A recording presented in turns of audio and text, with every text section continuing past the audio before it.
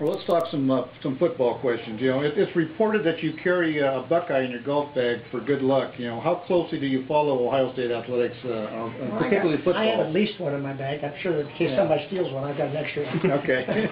But well, of course, obviously, I went to Ohio State. I grew up in Columbus. I grew up a Buckeye fan, and you know, my father played football at Ohio State, basketball, and baseball, and so you know, I've been an Ohio State fan all my life, and of course, I get up to, I live in Florida now, but I still get up for maybe 3 or 4 games a year. Okay. And so I see quite a bit. I watch it all on television, but you know, I follow other teams too. I have 5 kids that all went to 5 different schools. One went to Ohio State, and one went to North Carolina. One went to Florida State and played football at Florida State, and one went to Georgia Tech, and one went to Georgia. So and all those kids went on athletic scholarships. So yeah, I'm very proud of that. They went all a bunch of different schools. Now I got my grandkids coming along. So you've got some. Now I've got Nebraska's recruiting one of my grandkids right now. Really? Yeah. In what sport? Football player. Football. Right. You know, from an Ohio State graduate perspective, you know, what's your impression of Nebraska coming to the Big Ten? Well, you know, my interpretation of what's going on, at least from what I've been told, is, you know, I hate to see the Big 12 get dispersed, but it looks like it's going to get dispersed. Well, the 10 remaining teams are... Well, but I don't think they're going to stay together. I don't think that's going to happen. I mean, I think what's going to happen is you're going to end up with 4 conferences, 4 major conferences, at least from everything I've been told by enough people that say that they end up with 4 conferences, and then they'll have those 4 conference champions play in the semifinals for the national championship and then the finals. And that makes common sense to me.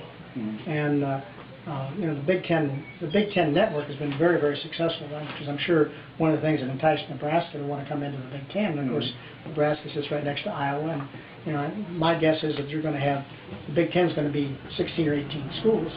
And my guess is if that happens. And so, you know, it's great to see Nebraska. Nebraska is a great school and a great name and a great tradition to come into the Big Ten. So I think it's a great addition to that, and I think it's you know, I think it'll help your recruiting. Nebraska will get stronger, and so will the Big Ten. Well, great. Yeah, it's a win-win, I think, for everybody. You dotted the I with the marching band at the Minnesota game in 2006. And what do you remember about that experience? Well, as most people I ever played in front of. I mean, 20,000 sitting back there looked pretty big, but you walk out in 105,000, that's a few more. That's a few more, yeah. I just said, I hope I don't trip over the white line getting out there. What do you think about Ohio State's team this year? They should be pretty good this year. Yeah. So, what do you think about Nebraska's team this year? I know nothing about Nebraska. So how do you think Nebraska will fare in the Big Ten? I think Nebraska will do very well. Nebraska's had a couple of down years, but they started coming back this last couple of years. Yeah. And Nebraska's got a great tradition. They'll do fine. So do you think Nebraska and Ohio State has the potential to develop into a rivalry? Anybody who will compete in the Big Ten, every school's a rival to every school, so Nebraska can certainly be that one with Ohio State too. So have you ever been to a game in Lincoln? Nope. Okay. No, never have. You know, Tom Osborne, he was unable to come today to play golf, and he sends his regrets. Have you ever met Tom Osborne? Oh, sure. Tom, nice man. I've known Tom for a long time. Okay. All right. You know, I worked with Vince Ferragamo on his charity golf tournament. He just completed his 28th year. Have you ever met Vince? No, I don't know him. All right. So I'm sure he would like to invite you to his tournament some year, along with everybody else. You know. Yeah.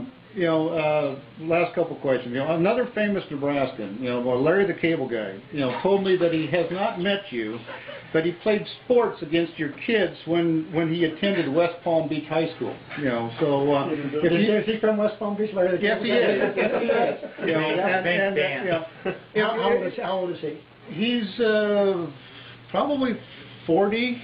Right in the early 40s. So he would have competed maybe against Gary and Jack, or Gary and Steve. So, so if you do come to a game in Lincoln, he would like to meet you. You know, so, we can do that. So I was going to say, is meeting the Larry the Cable Guy something that's on your bucket list? Oh, man, that's right. And how can it not be? That's get her done. That's right. So what do you have left on your bucket list career-wise? Oh, I don't have anything on my bucket list particularly, but you know I enjoy what I do. Mm-hmm. I love doing golf courses. I get excited about being on a piece of ground. I had, you know, I mean, I haven't played here. I don't know, did I play a couple of years ago or not? I think we did. I played here a couple of times. I guess I played once after we did the opening. That's right. Yeah, that was a couple of years ago. And, I enjoyed it then, and I came back, and I really enjoyed the golf course. Is in really nice condition. We made some changes. The golf course, when we originally did this golf course, I sort of felt like it was a golf course that it was going to be like no other golf course that we did. And the reason why it was is because the property was so unique, I decided to not move any dirt. And when I mean no dirt, I mean the greens were planted on the terrain, and the contours that were there existed. All we did was floated them off and planted them. So the greens were very difficult. But it was what was there. I didn't figure that somebody who comes from Omaha or Lincoln or Minneapolis or Denver or wherever they came from wanted to play the same golf course they were playing at home. Right. I mean, I felt like if you're going to travel that far, you're going to have that experience.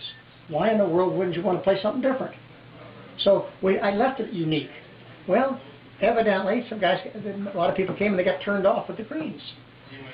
Okay, well, they're ones that are actually paying the freight.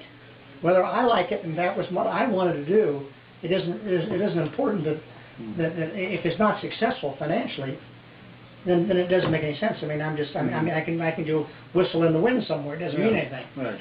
And so we came out about a year and a half ago. Well, about 4 years ago, we made a couple modifications in them, just sort of softened up a couple places. But early last year, I came out, I guess, and I decided to modify some of the greens and take out some of the huge humps and try to keep the terrain and the flavor of what's here, but make it more playable. And that's what we've done. And I played today, and I don't play at all. I mean, I shot 68 today. I mean, I went broken, stopped my age or better, half a dozen times in my life, and I did it with ease today. And it didn't even putt well. So the golf course can't be too difficult anymore. And the greens, I promise you, I can play a pretty easy golf course and get shoot 68. And but the golf course is so spectacular visually, and it'll change so much with wind conditions and weather conditions, and we've got the golf course right now. It really hasn't been cut this like I still call it spring. The rough hasn't been cut, but the rough needs to be cut back so you can find your golf ball and move on. But the golf course is so fun to play, and so it looks intimidating, yet it's user friendly, and that's what I wanted to get to. And so all my guys today, I had one guy came in from Denver, and I think he's a 7. First time he saw it today, he shot 74. And I mean, that's kind of fun to see people be able to enjoy your golf course and still be able to maintain the flavor of the sand hills. And this is Nebraska. This is the sand hills. This is what is it? Ogallala? What's Ogallala. Ogallala. Oh, I'm sorry. Ogallala aquifer underneath.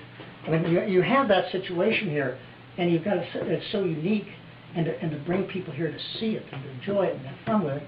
I have to bend a little from my standpoint to make that happen. That's what I did, and that's fine because I think we did a better job now.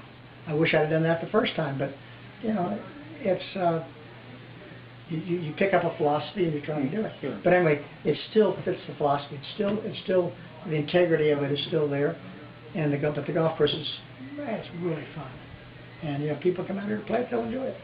Well, thank you. Well, Husker fans come out here to Dismal River and play golf, and Jack, you have an open invitation to Memorial Stadium whenever from Larry. Appreciate it. Thank you. Okay.